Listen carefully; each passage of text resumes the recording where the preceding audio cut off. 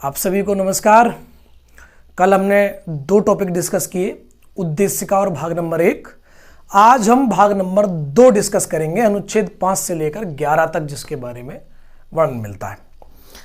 चलिए, क्या बोलता है ये? तो सिंपल सी बात है। सबसे पहली बात कि भाग नंबर 2 जो है वो नागरिकता से संबंधित है। आप ऐसे समझिए, देश का संविधान बनना है। सबसे पहले यह बताया गया कि देश कहां एग्जिस्ट करता है, कहां होगा, यानी राज्य और इसका संघ बताया। दूसरे में बताया इसमें रहने वाले नागरिक लोग कौन होंगे, यानी नागरिकता का वर्णन किया गया। तीसरे में कौन बताया गया? ये जो नागरिक होंगे इनके अधिकार क्या होंगे, तो तीसरे भाग में इनके अधिकारों का वर्णन है। तो चूंकि अभी हम भाग नंबर 2 देख रहे हैं, छोटा भाग है और ज्यादा इसमें लंबा कुछ है नहीं, तो भाग नंबर 2 को जल्दी से खत्म करते हैं। तो भाग नंबर 2 में पहला जो अनुच्छेद है, इसको एक काम करते हैं हम लोग, कुछ हिस्सों में तोड़ लेते हैं। पहले जो आर्टिकल मिलेंगे 5, 6, 7, 8, 4 आर्टिकल नागरिकता देने की बात करते हैं। आपको इस तरीके से याद रखना है कि जो पहले 4 आर्टिकल है, 5, 6, 7 और 8, ये आर्टिकल देने की बात कर रहे हैं। आर्टिकल नंबर जो 9 है वो नागरिकता लेने की बात कर रहा है, और आर्टिकल 10 और 11 संसद की शक्तियों से संबंधित है। सिंपल इस तरीके से याद रखिएगा, पहले 4, 5, 6, 7, 8 नागरिकता देना, अगला जो आर्टिकल है 9 नागरिकता लेना, और 10 और 11 जो है उन दोनों का काम पार्लियामेंट की शक्तियों से है। चलिए समझते हैं वह कैसे।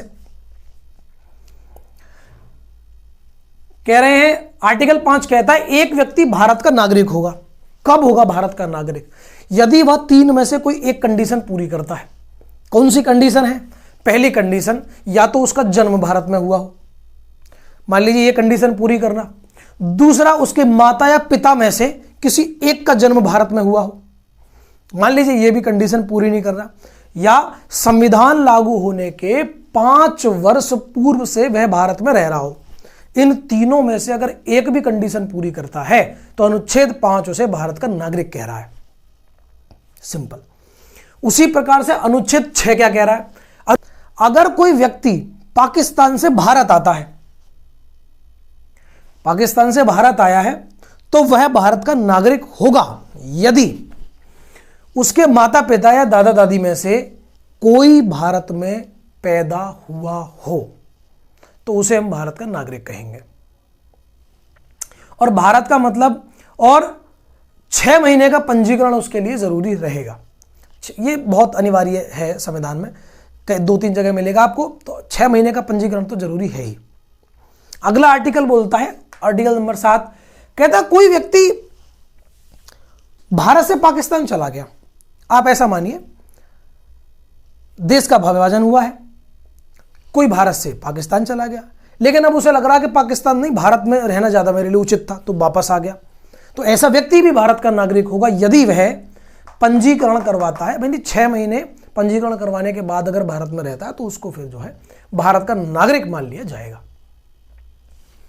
अनुच्छेद 8 क्या बोल रहा है? अनुच्छेद 8 कह रहा है माता पिता या दादा दादी में से कोई एक भारत में पैदा हुआ हो, लेकिन वह व्यक्ति देश के बाहर रह रहा है, बाहर निवास कर रहा है, तो ऐसा व्यक्ति भी भारत का नागरिक माना जाएगा यदि वह अपना पंजीकरण प्रक्रिया जो है उसको पूर्ण करता है। तो 5, 6, 7, 8 आपने देखा, चारों आर्टिकल नागरिकता देने की बात कर रहे हैं। आर्टिकल नंबर 9 क्या बोल रहा है जी?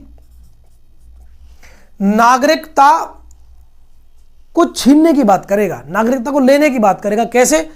वह व्यक्ति नागरिक नहीं होगा यदि वह स्वेच्छा से अन्य देश की नागरिकता को स्वीकार कर लेता है। तो अगर कोई व्यक्ति खुद ही नागरिकता स्वीकार कर ले दूसरे देश की, भारत की छोड़ दे, तो वो जो है नागरिक नहीं माना जाएगा। 9। 10 क्या कह रहा है? पार्लियामेंट की पावर से संबंधित है। कह रहा है व्यक्ति, वो प्रत्येक व्यक्ति भारत का नागरिक माना जाएगा यदि संसद उस तरीके की कोई विधि का निर्माण कर दे। अगर पार्लियामेंट कह दे किसी के संबंध में तो वो माना जाएगा। मानिए हमेशा 1971 वाला केस आता है कि जब भारत और पाकिस्तान का युद्ध हुआ, जिसमें बांग्लादेश को हमने अलग देश बनाने में मदद की, तो उस वक्त बहुत बड़ी मात्रा में भारत में लोग घुस आए थे बांग्लादेश से अपनी जान बचाने के लिए। अगर भारत सरकार कोई ऐसा कानून ये उससे संबंधित है, या ऐसा मानिए कि पाकिस्तान से बहुत बड़ी मात्रा में जो है एक वर्ग जो है, मान लीजिए हिंदुओं का वर्ग या सिखों का वर्ग या माइनॉरिटीज भारत में एंट्री करने लग जाए जान बचाने के लिए, कोई ऐसी स्थिति आ जाए, तो वो सब व्यक्ति जो है भारत के नागरिक माने जाएंगे, यदि पार्लियामेंट ऐसी विधि बना दे तो। यानी पार्लियामेंट की शक्ति बता रहा है कि अगर पार्लियामेंट ऐसा कानून बना देगा तो वो जो है भारत का नागरिक माना जाएगा।